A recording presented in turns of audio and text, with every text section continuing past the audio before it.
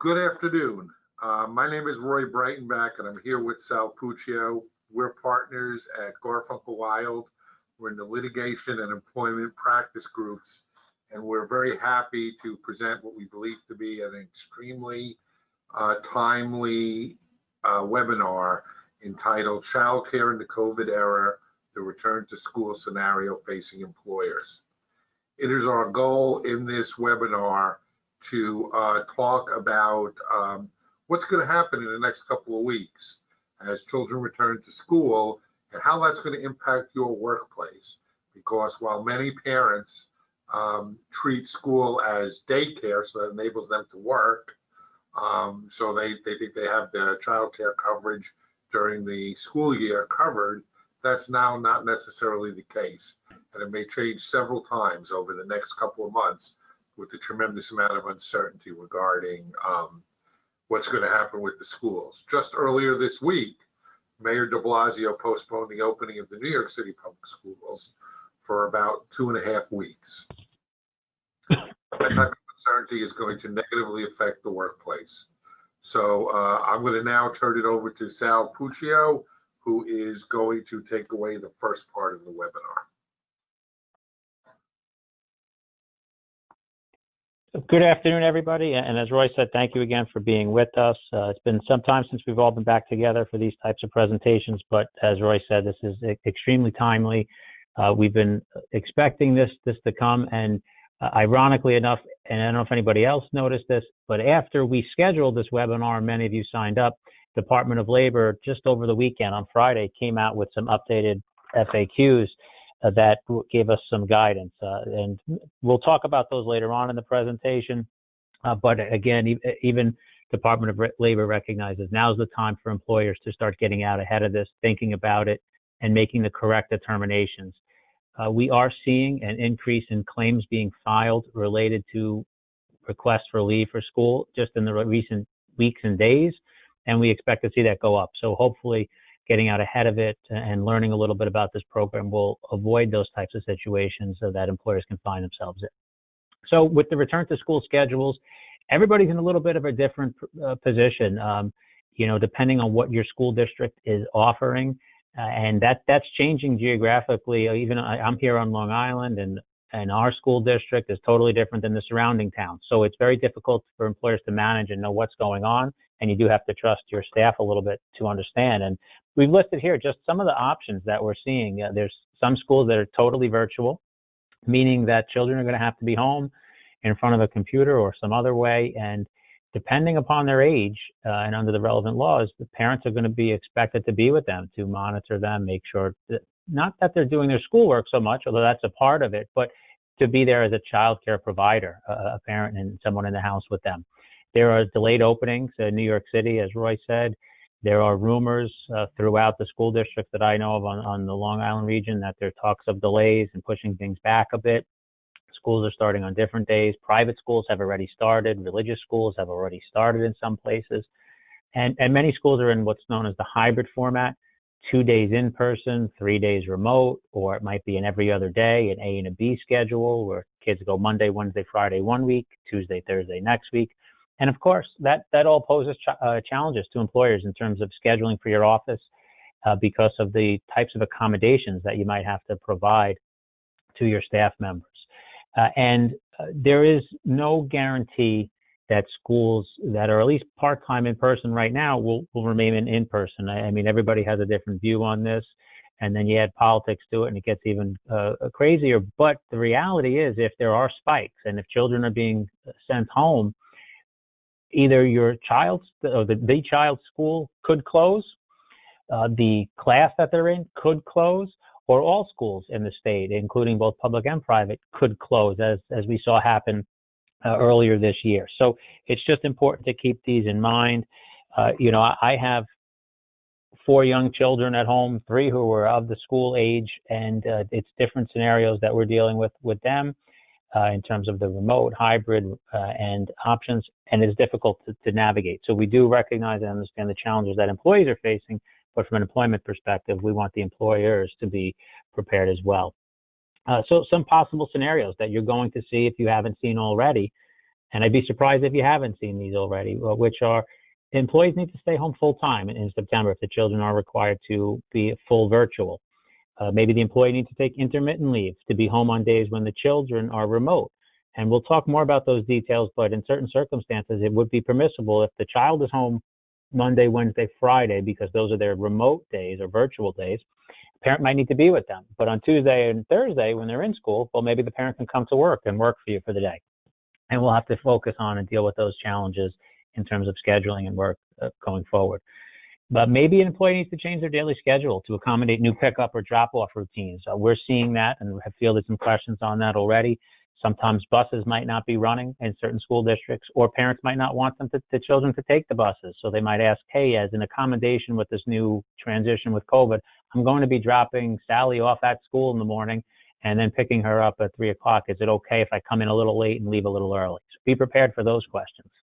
You're also going to be faced with children who are high risk and parents saying my son or daughter has an immune issue or some other medical or condition that requires her or him to take school virtually. And you're going to have to address that and deal with that. And those will be specific situations. Again, closures or outbreaks in school are all possibilities that you might not be able to plan for, and quite frankly, the employee might not be able to plan for. So the best we can do is try to manage that at this point in time going forward. And like anything else, as we've talked about it many times in these webinars in the past, with all these challenges come the legal rights that are out there. And hopefully by now we have a list here of some various legal rights or statutes that would protect the types of leave and requests for accommodations that individual employees are going to be asking for. Hopefully over the past 6 months or so, you've started to become a little familiar with them. That said, they can be very challenging to work through. A lot of them are new. They continue to be updated and changed. Even when you get guidance from the state or the Department of Labor on what a particular regulation means, courts are changing that. So it's a constant challenge.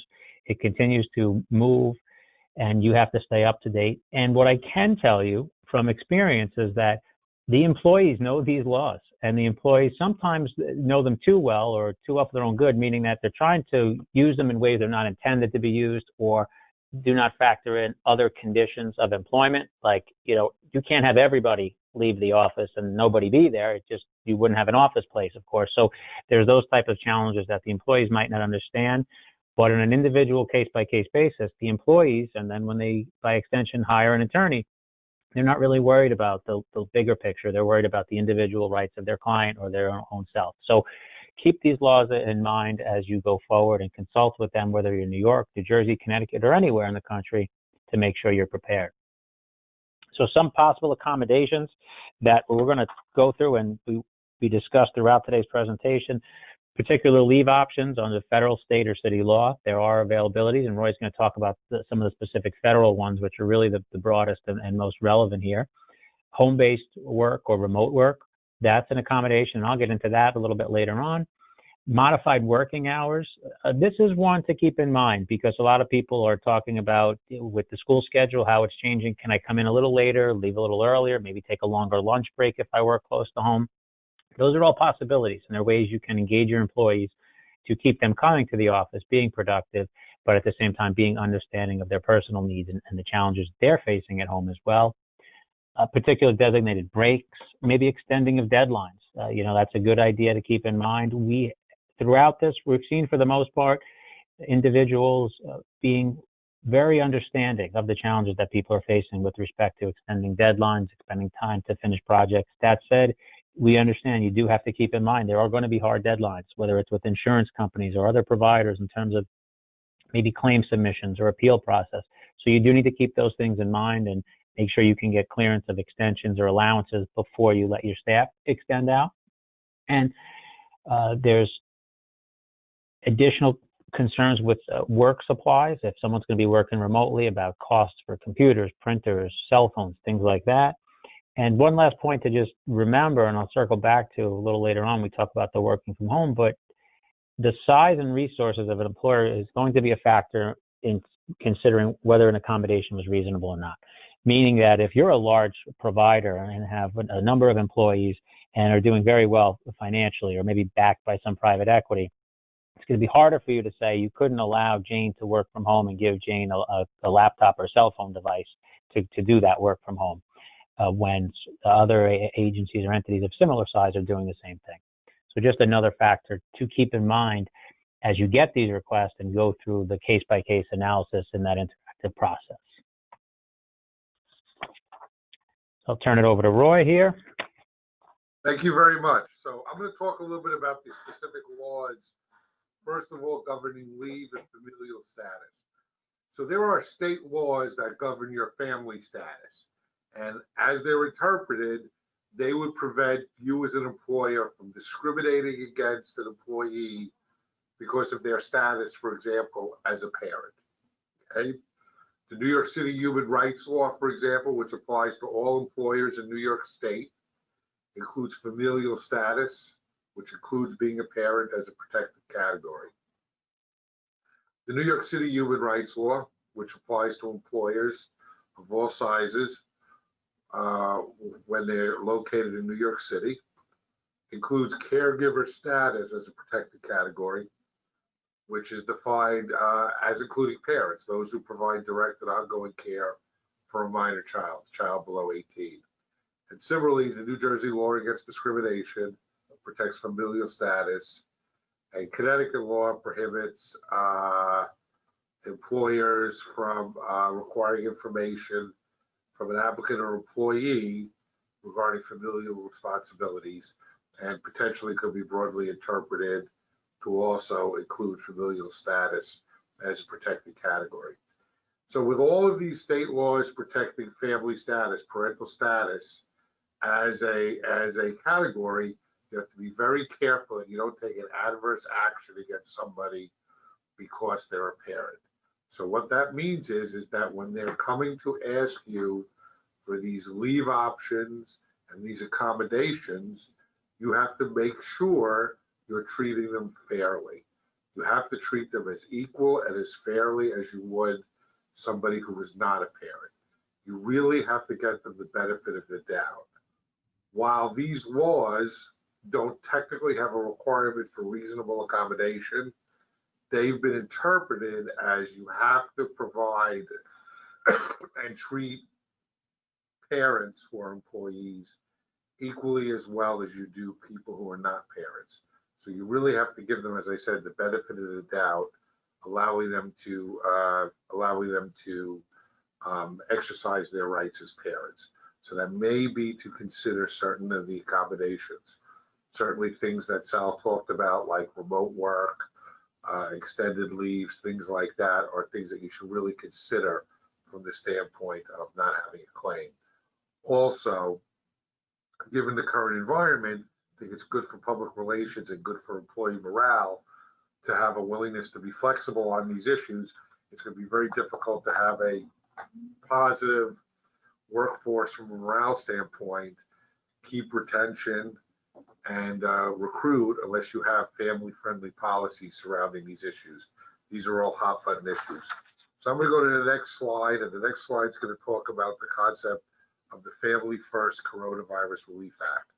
That was a federal statute that was passed way back in March at the start of the pandemic and requires certain employers to provide employees with paid sick leave or expanded family and medical leave for COVID-19 related reasons. It currently remains in effect until December 31st, 2020, although I think the belief is that it'll probably be extended in substantially similar format into the beginning of next year. So the Family First Coronavirus Relief Act says that an employee is entitled to up to 80 hours of paid sick leave at 2/3 of their rate of pay because the employee is unable to work because of a bona fide childcare need. So the school being closed, or as we'll talk about later, intermittent leave needing to be taken because of the fact that the school is on some type of alternative schedule, would be a qualifying reason under the Family First Coronavirus Relief Act. And therefore there will be a cap of, therefore the employee will be entitled to up to 80 hours of paid sick leave, functionally 2 weeks for this purpose. and that leave is capped at $200 a day or $2,000 in the aggregate. And then under the expanded family and medical leave benefit, the employee gets an additional 10 weeks of paid expanded family leave at 2/3 of the employee's regular rate of pay if the employee is unable to work due to a bona fide need for childcare. So that would be a school closure or alternative schedule, things like that. And that carries with it also a cap of $200 a day. So basically, there is a federal benefit of 12 weeks at 2/3 pay that employees are entitled to get if their school, if they have to stay home because of school issues. And we'll talk about the specific school issues in a couple of minutes. But that's the basic definition of the benefit. Now, not all employers are covered by this, so we'll talk about that in a minute. The employees who are covered, the statute provides that when you pay out these benefits, you get to take what you pay as a credit against your payroll tax. So it is theoretically revenue neutral in an ultimate sense for the employer. You have to front the money by paying it out, but then you get a credit for that money against your payroll taxes. You don't have to pay that amount in payroll taxes. So I'm going to go to the next slide, and a couple of important points about these federal benefits. It doesn't replace existing leave, so this is separate and apart from existing leave. Unlike a lot of the other leave schemes you may be familiar with, this is not, you can't run this concurrently with other leave. So this is an additional 12-week benefit. The employer cannot require the employee to exhaust existing leave before using this. It's a very important point. Okay. Now, these benefits apply to employees with fewer than 500 employees.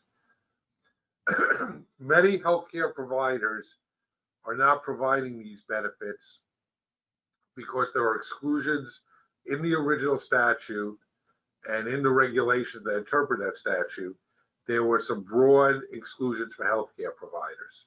Healthcare providers could make a decision essentially whether or not their employees were going to be subject to the federal Family Coronavirus Relief Act benefits. It was going to be up to the healthcare provider employer as to whether or not to provide those benefits.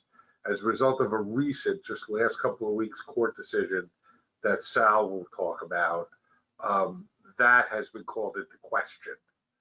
And it seems now that the healthcare provider exception is going to be a little bit more limited. But if you as a healthcare provider decide as a matter of policy you want to offer the benefits, you can certainly offer the benefits to your employees and you'll get the tax credit. And finally, there is an exemption process for businesses with less than 50 employees when providing these benefits would jeopardize the viability of the business. So I'll go to the next slide, and the next slide is some of the prohibitions that you have to be careful of under this statute. Employers can't, take any adverse employment action against somebody because they take this leave, which is a very important point. If your employees are taking this leave for childcare issues, you got to be very careful about any discipline or any adverse employment action so that they can't make a claim that it's retaliation. You can't force an employee to use paid leave prior to using it. Again, it doesn't run concurrently. You can't now change your paid leave policies to basically defray the cost of emergency sick leave by saying, well, I'm not going to provide any sick leave anymore because I don't want to have to pay for sick leave plus this. And you must maintain your health benefits for the employee under the same terms during the period of their leave. So as Sal said, there's a recent Department of Labor guidance that talks specifically about school issues. Here's the link to it. It's as of August 27th, 2020. It's up to the minute stuff, and Sal will talk about that. And now I believe I'm going to turn it over to Sal to talk about the recent decision. Thanks, Roy. Yes, with respect to the DOL guidance, it's up just before you start clicking the link, or if you can't get it through the template here. We've highlighted there are 3 specific questions that were added related to return to school, 98, 99, and 100 on the list. They are at the end of this presentation. We'll briefly mention them and discuss them, but they will be there for your benefit on the presentation so you can see them, and that's word for word what DOL put out. So the recent decision came out of the Southern District of New York, and in that case, there were basically four major takeaways. I think the first two are the most concerning. The second two, I think, are less of an issue. Nonetheless, we still have to keep an eye on them and make sure we are aware of what happened. So the first change that happened was the federal leave that was offered, FFCRA. Typically what was happening was, then DOL gave guidance that says if you don't have work for your employees, you don't have work for your staff, and you furlough them or you're going to lay them off, you don't have to provide this leave. Or if there's no schedule for them and you're just not going to call them in, this leave wouldn't apply. It would really only apply if you need them to come in. The court in New York, the federal court, said, no, that's not correct. We think that it applies even if an employer has no work. So the big example is, and everybody, the word furlough probably was searched in Google more than it ever has been as of March. And what was happening was people saying, well, we have no work, we're closed. My ambulatory surgery center is closed. The state told me I can't do any procedures. I'm going to furlough people and I'll bring them back when we can reopen. Now, what the court had said is, in those circumstances, really you should have provided leave, even if you furloughed folks. So we don't expect it to be retroactive at the moment, according to what we've analyzed. However, going forward, this is something to keep a close eye on, because if there are additional closures come the fall, there is this decision that applies in the Southern District that would say, even if you furlough staff, you have to give them this leave. And I assume the rationale behind that is that it's like Roy said, you get the tax credit so that there's really no financial loss to the company because you can get it back on your quarterly taxes going forward. The second point, and this is another very big one, is the court said that the Department of Labor's definition of healthcare provider was vastly overbroad. The Department of Labor included any employee that works for an entity that is even tangentially related to the healthcare industry. We were seeing, and we did expect, typical healthcare providers, many of you on this webinar today, that are providing day-to-day healthcare services. Initially, the Department of Labor said all of you and all the employees within that unit would qualify. This court scaled it back and said, no, the definition of healthcare provider, you have to look to what the definition of the healthcare provider is under the other relevant statutes, and specifically the FMLA definition should apply here. And that definition, I had looked at that in late March as the draft bill came out and had some concerns at the time, and now they're come back to haunt us a little bit because that definition is very narrow. Technically, it really only applies for providers that bill for services. So theoretically, it would not apply. It's not going to apply to your billers, the receptionists, if you're a healthcare provider. It might not even apply to nurses.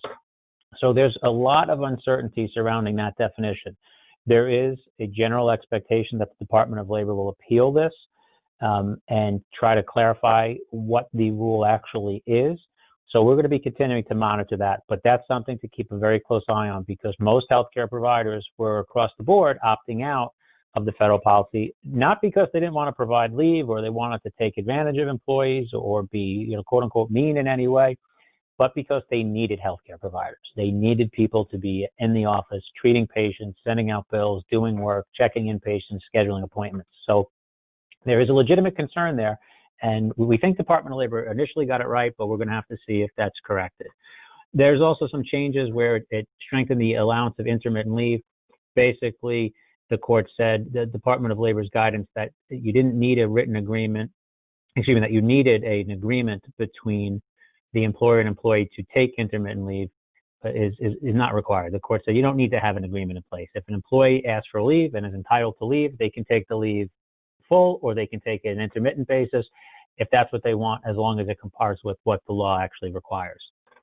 So I don't think that's that big of an issue because we were always telling employers anyway, have a schedule in place, understand what the employee is doing. You're going to need to know it as much as the employee is going to need to know it if you're going to have coverage for certain areas. And the last part is it vacated a requirement that employees had to provide documentation before taking the leave. Again, I was a little uncertain about that anyway because I wouldn't want to force someone to give me paperwork and documentation, only because I think it opened up a little bit too much. And as Roy said, you want to try to be a little bit extra careful in having, protective family policies here in place to make sure you are accommodating individuals. So those are just some of the changes that we saw come out of this court decision. Now, there are other leave statutes that also should be considered in addition to the FFCRA, and some of them, there's a possibility some of these statutes in the past would have run concurrently, but there's a real split as to whether they're going to be concurrent or consecutive, meaning can you give the 12 weeks of FFCRA and then also be entitled to an additional amount of leave under some other particular statute. And I've listed some of them here. You should be aware of New York Paid Family Leave provides eligible employees job-protected paid leave to bond with a newborn, adopted child, or adopted or foster child, care for a family member with a serious health condition, or assist others who have serious issues. So what we could see happen here is someone could qualify because of school and take leave under the FFCRA, as Roy talked about, and then that same individual might have a child who has a serious health condition, or a child who becomes sick, or a child that develops something, or maybe someone in the family develops COVID at some point in time. And there's a question whether they get the 12 weeks of leave plus another set of weeks for the New York Paid Family Leave, or the Connecticut Family Leave, or the New Jersey Family Leave, and as those are listed. So that's going to be something to keep a close eye on in terms of how the developments occur. But also, you're going to need to keep that in mind when someone applies and which one they're going to apply for, if you can run them concurrently. Under traditional circumstances, sometimes FMLA and New York Paid Family Leave, or New Jersey or Connecticut Family Leave, are able to run concurrently, and if that can set up, you might want to do that, but you have to look at it closely to see if they are able to, because I don't know that being out for FFCRA leave for school is the same as a serious health condition. So that would be something to consider and analyze under the particular circumstances. So with that, I'm going to turn back to Roy with some of the particular scenarios that come up with leave and some of the answers that the Department of Labor has given us now. Right. So the first one is whether or not this is the one we think is the one that most people are going to have to deal with pretty quickly, and that's the hybrid learning model. And now these are all answers under the Families First Coronavirus Relief Act. The Department of Labor, as Sal explained, has put out guidance on this, on a lot of these issues, and so it's kind of the most current information. And we think that some of the, even if you're not subject to the Families First Coronavirus Relief Act, some of the state laws that you may be subject to would probably provide similar analyses, because this is the most recent analysis on the subject. So the first scenario is the hybrid learning model, right? What happens if you have employees who come and tell you, look, my son or my daughter has now been told that they're in school Monday, Wednesday, Friday, or they're in school Monday, Tuesday every week, or they're in school every other week. What happens in that circumstance, right? Well, under the federal paid sick leave and federal paid, let me go back, I'm sorry, or federal paid extended family and medical leave, the employee has to be taking the leave because a school is closed due to COVID and they need to provide childcare. So the question becomes, is the school closed if it's a day in which the school may be open, but it's not your child's assigned day? So it's a day when they're supposed to be working from home or attending school from home because the school has adopted a hybrid model. And the Department of Labor has said, excuse me, that the off or remote days, the days in which they may be working, they may be attending school at home, even though the school is open for other students that day, those off or remote days count as closures for purposes of the child whose parents need to take the leave. So if you have under the federal extended family and medical leave or federal sick leave benefits, if your employee has to stay home because they have to watch a child who is learning virtually because it's not their day to be in school, that counts as a closure and they're entitled to benefits for that day. So that's a very important point, and we think is going to come a lot of, and that's going to be a big issue. The second issue is, what happens if the school is closed? Once the school is closed, it's pretty clear it qualifies for leave. Department of Labor says that clearly. If the child's school then reopens, you have to look at what the reopening means. Is it a phased or staggered reopening? You should go back to the situation. If the child is allowed to go to school a particular day, then that's not a day that they're eligible for leave. If a child is required to stay home, even though the school is open, that's a day in which leave would be, the employee would be entitled to paid leave under the federal statutes. So that's the rule of thumb. Let's now go to the next slide, which talks about 3, which is a very interesting scenario. So in this scenario, right, school's open, right? School may be open 5 days a week. School may be open less than that, but the parent is making a choice and saying, I don't want my child to go to school. I want my child to learn virtually. Okay? In most circumstances, under the Department of Labor's analysis, that would not qualify for leave benefits under the federal statutes, because the school is open and the parent is making a choice not to send that child to school. A parent is essentially making a choice to homeschool that child. And in that case, it doesn't meet the definition of a parent who needs to take leave because of the closure of a school due to COVID, because the school is open for that student. It's the parent that's making the choice. So in that scenario, the parent would not be eligible to leave. Now, there's always exceptions to every rule, and there's a major exception to this one. The major principle is if the parent is keeping the child home because of a disability or a medical condition, an immunocompromised child, potentially a child who may have type 1 diabetes, a child who may have some, respiratory issue, that may, that circumstance, a disability, would, in many of the analyses and suggestions, justify the parent from staying home, because the parent has to keep the kid out of school. And as a result, there is a requirement to pay benefits. This is a fast evolving area. You have to look for updates on this because various scenarios are going to come out of this. For example, suppose you got a grandparent in the house. And the reason why you want to keep the kid home is not because the kid is immunocompromised, but because the grandparent's immunocompromised.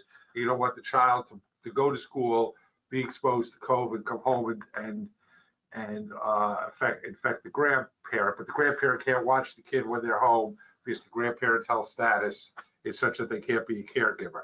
In that circumstance, is the parent justified to stay home, and is the parent entitled to benefits? These are all issues that are very uncertain and is going to come and is going to have to be developed as things go on. So now I'm going to turn it back over to Sal to talk about the issue of reasonable accommodations.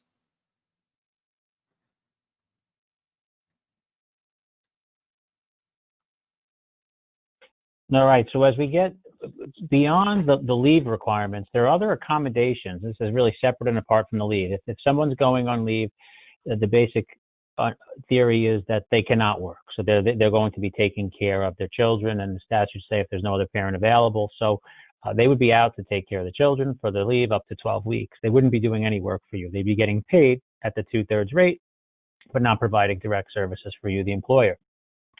Here are some alternative circumstances, though, where parents are saying, I can still work remotely. I want to work. I want to get paid my full salary. Can I do this instead? So one reasonable accommodation could be, and what many employees are asking for already, is to work from home. And one of the biggest challenges with that, of course, is how do you monitor employee productivity and sometimes protecting your own sensitive business information. We know many of the healthcare providers that we represent that are on this call have PHI. That's a big issue. Other clients would have trade secrets or client lists that become issues that you need to have protected. And you do not want to be out there just sitting on someone's laptop at home or an unsecure network, or to get lost if the paperwork's maybe taken to a Starbucks or a library or whatever the case may be.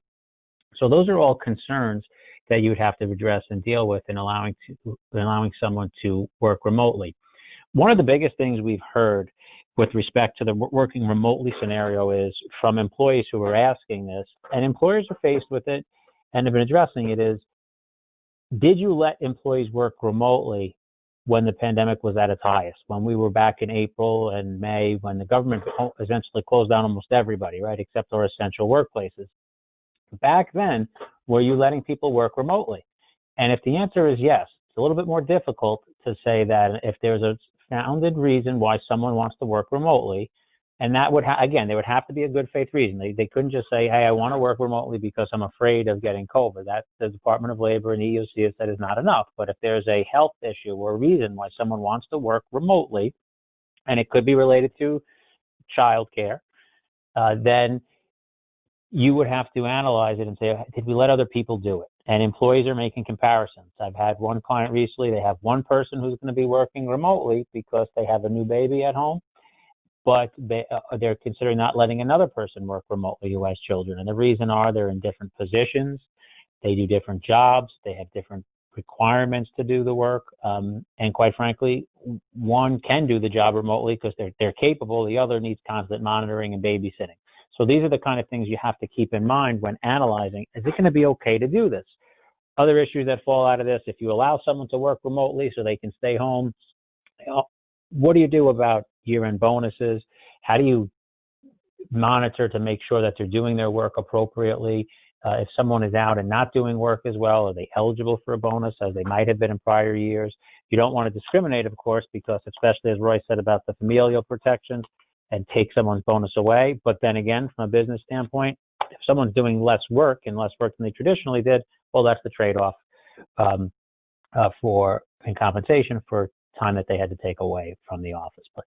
So again, just many considerations there in terms of requests that you may be getting. Another request is intermittent leave accommodation, and this kind of ties into the actual leave that we were talking about on the FFCRA. And what we're seeing here is, and this can be, one scenario for intermittent leave is pretty easy, right? Monday, Wednesday, Friday. Well, my kid's in school Monday, Wednesday, Friday. I'll come to the office. Tuesday, Thursday, when they're home, I'm going to stay home with them. Okay, that's going to qualify for intermittent leave. It's a little bit easier. But in some scenarios, people are still looking to have intermittent leave to address, like I said earlier, the workaround with drop-offs and pickups or aftercare and daycare. Many schools that I hear out here are not offering the aftercare programs. You're also run into situations where, the typical family members that might have been around aren't there to help. That many times it was a neighbor or a parent who would pick up the kids after school and they'd get together maybe and do some homework or get them off the bus. People are just not as comfortable with doing that anymore, taking other people's kids in, and people might not want that. So a scenario could look like this, and we've seen people ask for this, something like this, and have approved it. I'll work for you from 7 to 9. Either in person or remotely. Then I'm going to assist with my child's remote school or school pickup from 9 to 11. I'll work from 11 to 12 when they have a break. I'll take lunch with them, and then I'll come back at 3 o'clock. I'll work from 3 to 6. I'll tend to the children's needs from 6 to 8, and then I'll log back on at night when I'm home and work from 8 to 10. I've made up an 8-hour day. I expect to get paid my full salary for that time period, but I'm going to take off throughout the day and go home, etc. That's possible. That you might have to engage an employee to do that, but there are going to be circumstances and challenges. How do I monitor it? How am I able to implement it? And also the work being requested off hours, so to speak, before 9 and after 6. Is that something that can be accomplished in the particular role that a person is in? And analyzing this with one particular client, we determined that in one position it did not, because there was a lot of direct contact with third parties who work 9 to 5. You get those calls. We are open from 9 to 5 p.m. Monday to Friday, Eastern Standard Time. Well, if they're trying to make those calls for collections or for billing or for appeals at 8 o'clock at night, it's not going to work. And if they're not getting to all those calls during the regular office hours, that type of schedule might not be the best. So just some suggested remote work, intermittent work standards that we've seen and have some effect with clients so far. Is set up a remote punch clock. Many folks have told me they have systems where once you log into your system, it can automatically be tracked that you're online and that you're working. That's great, especially for your hourly employees, to be able to make sure they're not, off at the beach and clocked in. Other scenarios or possibilities, have random calls set up by the supervisors or managers. I know this puts an additional onus on your management staff to check in on people, but it doesn't have to be a daily occurrence or an hourly occurrence. Every once in a while, have your manager, give Betty a call, give John a call and say, hey, just checking in. How are things going? Do you need any assistance from us? It can be in a friendly, nice way, but also letting them know we're here to check on you. And if we call and you're not answering the phone, we're going to bring you in and say, this working from home scenario or intermittent schedule you proposed really isn't working. You're never there for us. We can track your records online. We don't see anything getting done, and the paperwork's building up in the office. Also, highly recommend weekly check-ins just to see what's the status of the work. I think this helps from a number of ways, making sure the work is done, and also fending off any issues down the road if someone says you unfairly discriminated against me because I asked for a reasonable accommodation. We can document that weekly. We spoke to Bill, and weekly when we spoke to Bill, he told us everything was okay, but there were no results. There was no work product. He was missing deadlines left and right. Well, Bill's got a hard claim to make that we treated him unfairly. However, if we weren't checking in and doing that kind of follow-up, it might be difficult for us to say that. And then just weekly reports. Those are also some helpful techniques as well. Some of the particular challenges, I've already mentioned these, so I'll move through them quickly, but PHI protection, that's a big one. We do need to ensure that our networks are safe and that our information is safe. Most of you probably in that scenario already have virtual networks that are prepared for that. So again, we just make sure to remind you to enforce that. The non-traditional hours that I spoke about, internet connectivity and technical support. There might be some additional costs that employees might get and might look to offset that to you. Be prepared for those questions. Generally, if it's for the benefit of the employer and is required, then you're going to have to provide it. The flip side of that is you don't want them to work from home necessarily. You're offering it as an accommodation. Do you have to?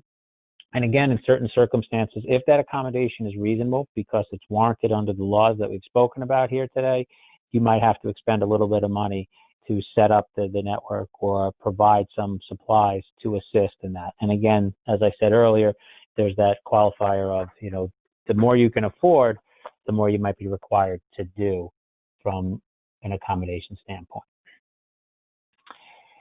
All right, so this is just, these were the DOL FAQs that I spoke of. Here's number 98. We are, this is one of the first ones in the list.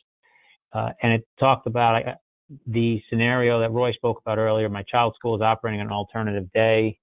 And they explain that, yes, you're eligible for paid leave on the days when your child is not permitted to attend school in person and must have said engage in remote learning.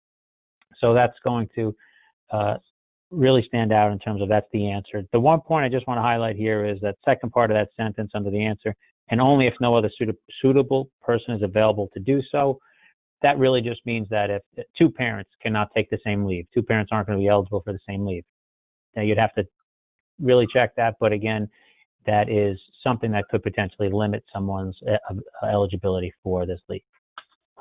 Okay, and then on to the next one, Roy. Sure. So the next one is DOL FAQ 99, and we talked about this before, but it asks, the child's school is giving a choice between having my child attend in person or participate in a remote learning. I signed up for remote learning because I worry that my child may contract COVID-19 and bring it home to the family.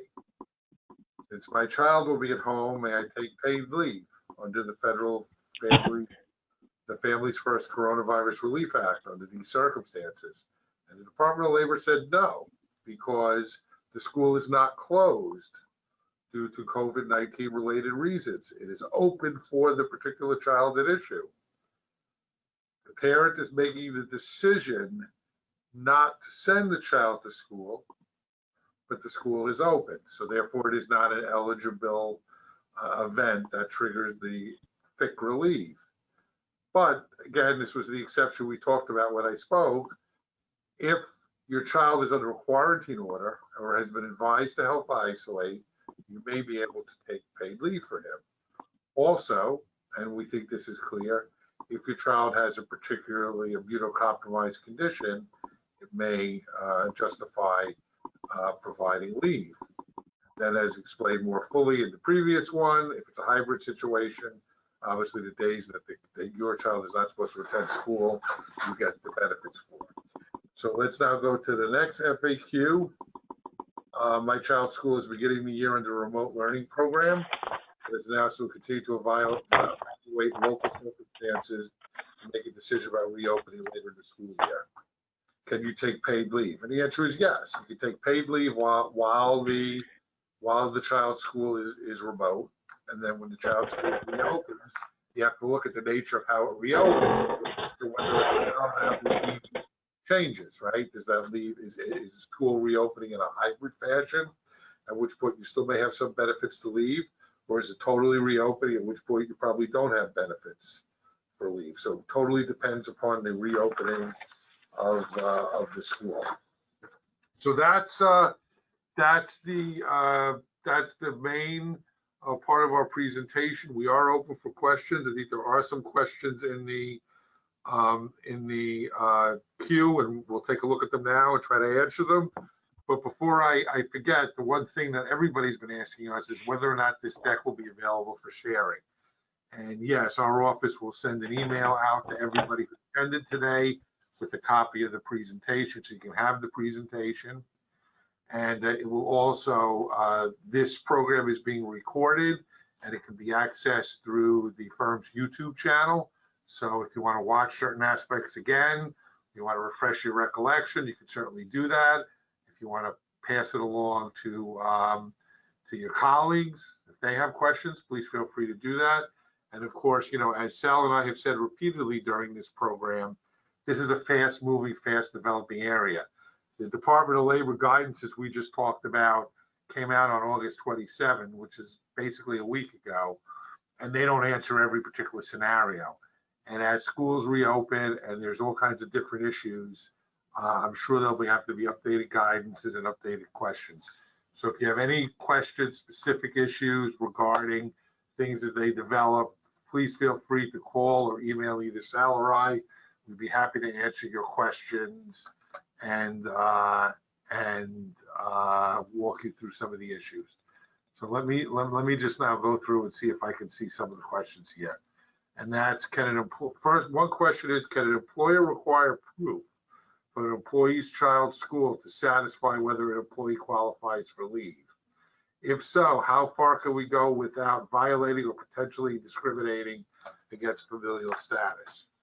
Well, I think that's an interesting question. I think, you know, what you can do is you can ask for a letter from the school district saying that, you know, John Smith is not going to, is remote on these days. I don't know practically what the school districts are doing to provide for that, but I think it's something you can certainly ask for.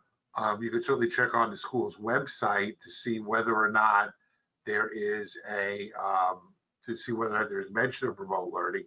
But again, you know, requiring strict evidence of proof is something that could always come back to haunt you, because the law these laws are really flexible. So the point is that you really want to maybe have some proof, some indication that the employee is not lying, but it doesn't have to be, you know, something that would hold up in a court of law. It has to be some evidence that this is the case. I think that's about as far as you can go. Sal, do you have any thoughts on that question? Yeah, no, I think, Roy, you hit the nail on the head with trying not to go too far. I've had one situation recently where the complaint from the employee's attorney was that they were asking if neighbors were available, family members, who can do it. Here's a list of other things you can do. And while I don't think it's necessarily inappropriate under the law to find if there's, quote, another suitable person, I think it could come off and have the wrong tone when an office manager or HR personnel is saying, here are suggestions on how you should care for your child. So if you're going to do it and follow up, like Roy said, maybe just check the Department of Education website of the school district, see where they're at to determine if they're actually eligible. I think related to that, as Roy had said, there was a couple of questions. Do both family members or two parents, can they take leave for the same issue and same child? I think the answer is no, based on the way the regulations read right now. But that may change with the scenarios coming up, because there's one particular scenario where you have two children in different schools who have different days. So, they may be eligible alternatively, in terms of an intermittent where the father may take one Monday, the mother on Tuesday, or whatever the case may be, however the parents may shake out, so that just could be a wrinkle in terms of what we anticipate. Another question that's come in, I think, is if a person is on familial leave due to childcare, does not provide patient care, must we pay them? Do they qualify? And then it explains if they're an office worker, that is not needed.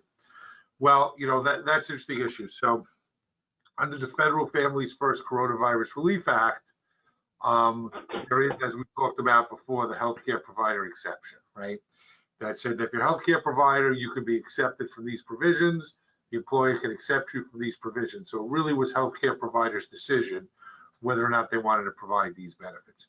If they made the decision that they didn't want to provide the benefits, then, well, yes, the benefits would be provided, and then they would get the tax break. But they could decide not to, and then they wouldn't get the tax benefits, but they can go on and not provide the benefits. And as originally interpreted by the Department of Labor, the definition of healthcare provider included anybody who worked for a healthcare provider. So if you were a physician's office, for example, it wouldn't just be the physicians, it wouldn't just be the nurses, it would be the front desk staff, it would be the billers, it would be anybody who worked in any capacity for that healthcare provider. Now, with the court case that Sal just talked about here in federal court in New York a couple of weeks ago, called into question the breadth of that. He said that that definition was overbroad and suggested that it should be rolled back, that the intent of Congress was to limit the exception to truly healthcare providers, somebody who actually provides direct patient care and bills for it, which would significantly reduce that. That is an uncertain question and is still being worked out. So, it's something that you're going to have to check back on as the days and times go forward. We don't have a solid answer, but that is a real important question. We anticipate that there will be Department of Labor guidance on that coming out very shortly. So you should check back on that. Sal, do you have any other thoughts on that question? No, I think you covered everything there, Roy. Okay.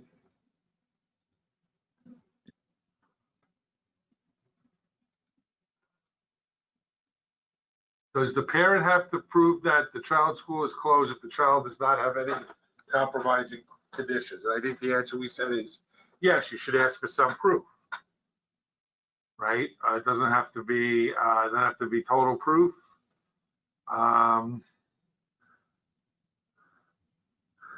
So, and then there's the question, what if the employee chooses 100% virtual, but school offers hybrid?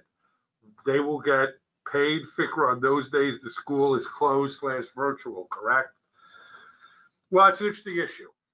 And I think that the proper answer, I'm going to ask Sal to also weigh in on this, is if the employee is choosing 100% virtual, right? And they're doing the work virtually, they don't get FFCRA leave on the days that the school is closed, because they're actually working that day from home, right, Sal? Right. Yeah, I would agree.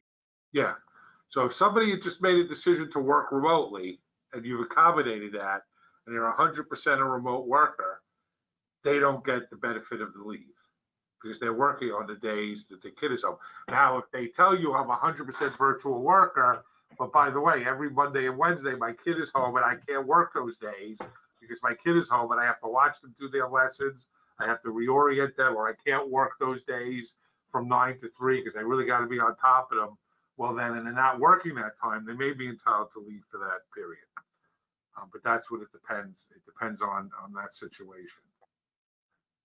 Okay, so I think those are all the questions. Most of them are the same, similar to the ones that we just answered. Again, if anyone has any further questions or answers, any further questions or issues, please feel free to either email or call Sal or I. We'd be happy to talk to you, and thank everybody for listening, and wish everyone a happy Labor Day. Thank you, everyone. Be well.